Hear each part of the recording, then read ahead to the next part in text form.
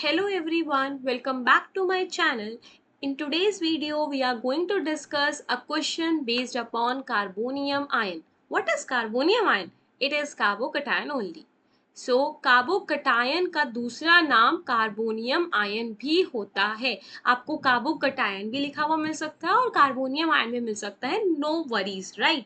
तो यहाँ से आपको बस स्टेबिलिटी बतानी है. ये 4 डिफरेंट PQRS दिए हुए हैं, ऑप्शंस दिए हुए हैं. ठीक है, सिंपल है. आपको यहाँ पे 4 डिफरेंट ऑप्शंस में क्या डिफरेंट नजर आ रहा है. यहाँ पर हमको भाई सिर्फ एक चीज नजर आ रही है, that is this substituent.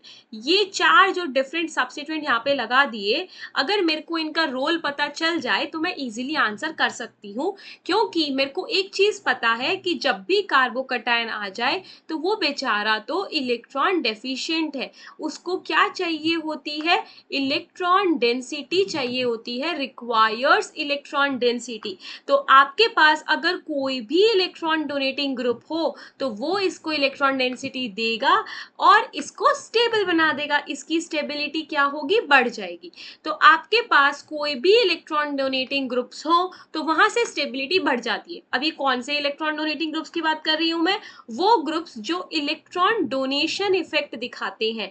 Electron donation effect मतलब यहाँ पर हम 3 तरीके के इफेक्ट्स देखते हैं, plus M, plus hyperconjugation and plus I. ये 3 इलेक्ट्रॉन डोनेशन इफेक्ट्स हैं कि यहाँ पर अगर कोई भी मेरा सब्स्टिट्यूएंट, कोई भी ग्रुप ये इफेक्ट्स अगर दिखा रहा है तो वहां पर मेरे कार्बोकटायन की स्टेबिलिटी बढ़ती है. अंडरस्टूड. तो यहाँ पर देखो, OH ऑक्सीजन के क्या पास होता है? इसके पास होता है लोन पेयर. ये लोन पेयर इजीली डोनेट कर सकता है अपने रिंग में. यस, कार्बोकटायन को स्टेबलाइज कर सकता है. बट आपके दिमाग में एक क्वेश्चन आ सकता है कि यहाँ पर तो कार्बोकटायन दूर है. हम तो जनरली ये कहते हैं ना कि कार्बोकटायन जब एडजेसेंट होगा और ऑक्सीजन OH ऐसे होगा तब मेरा यहाँ पर प्लस एम इफेक्ट लगेगा. यहाँ पर तो मैंने एडजेसेंट देखा ही नहीं, यहाँ पर तो दूर है कार्बोकटायन. सो बेसिकली यहाँ पे कार्बोकटायन है तो दूर, पर आप इसको पास ला सकते हो. कैसे? Through resonance. Very easy. आप यहाँ पे रेजोनेटिंग स्ट्रक्चर बना सकते हो कि ये पाई बॉन्ड गया कार्बोकटायन के पास to make a pi bond CC double bond. Then ये पाई बॉन्ड भी ट्रांसफर होके ऐसे गया और आप इसका रेजोनेटिंग स्ट्रक्चर बना सकते हो ऐसा. यहाँ पे हो गया ये double bond CH2. This is your ring. यहाँ पर आ गया डबल बॉन्ड, यहाँ पर डबल बॉन्ड, ये आपका OH है और यहाँ पर है कार्बोकटायन. सो बेसिकली इनडायरेक्टली ये जो भी 4 आपको कंपाउंड्स दिए गए हैं इसमें इनडायरेक्टली यही बोल रहा है कि कार्बोकटायन आपके पास एडजेसेंट पर ही है, क्योंकि सब में रेजोनेंस पॉसिबल है ये वाली. तो यहाँ पर मेरे पास एडजेसेंट में है, लोन पेयर है, इजीली डोनेट कर सकता है. और कभी भी जब भी एटम या कोई ग्रुप डोनेट करता है अपना लोन पेयर या फिर एक्स्ट्रा नेगेटिव चार्ज तो हम उसको प्लस एम इफेक्ट बोलते हैं, पॉजिटिव मीजोमेरिक इफेक्ट बोलते हैं. अगर आपको पॉजिटिव मीजोमेरिक इफेक्ट के बारे में डिटेल में जानना है तो आप मेरी वीडियो चेकआउट कर सकते हो पॉजिटिव मीजोमेरिक इफेक्ट पे. ठीक है.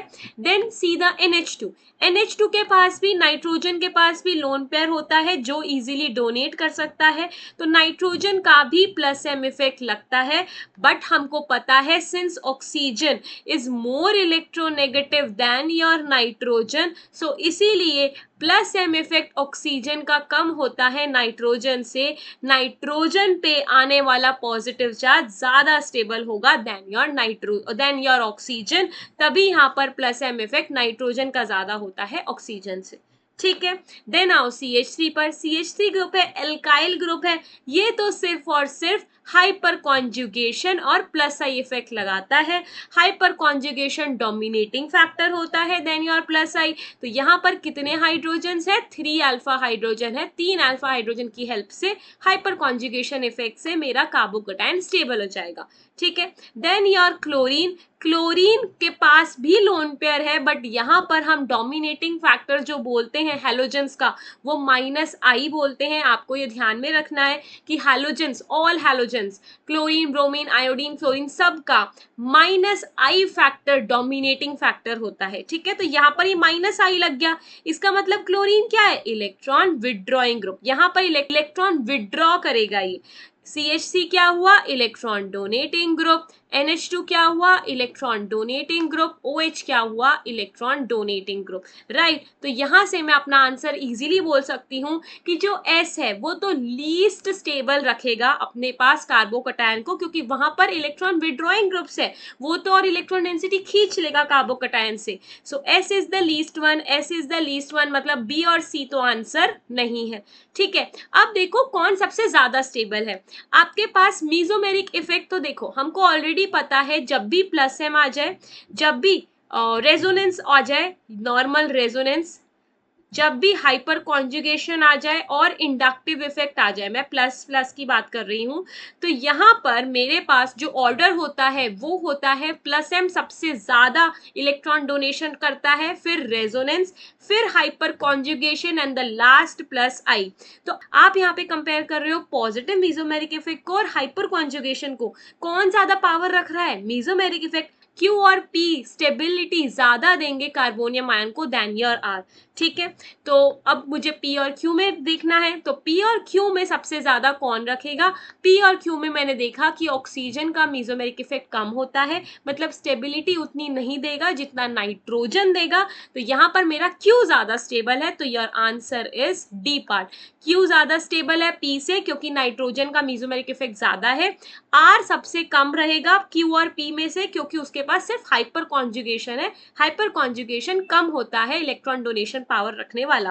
Then your S because it is the least one, electron withdrawing group type है। So that was all for the stability of carbonium ion. कभी भी आपके पास क्वेश्चन आ जाए तो आप ऐसे ही चेक करते हैं, हमेशा कार्बोकटायन की स्टेबिलिटी इलेक्ट्रॉन डोनेटिंग ग्रुप से बढ़ती है। अगर आपके पास इलेक्ट्रॉनिक डिस्प्लेसमेंट इफेक्ट की नॉलेज है तो आप इजीली आंसर कर सकते हो question, it will be very easy for you. So that was all for this question. We will meet in the next video with the new question. Till then just study, and if you have any doubt you can write in the comment box. I will answer your query. We will meet in the next video. Thank you for watching. Bye bye.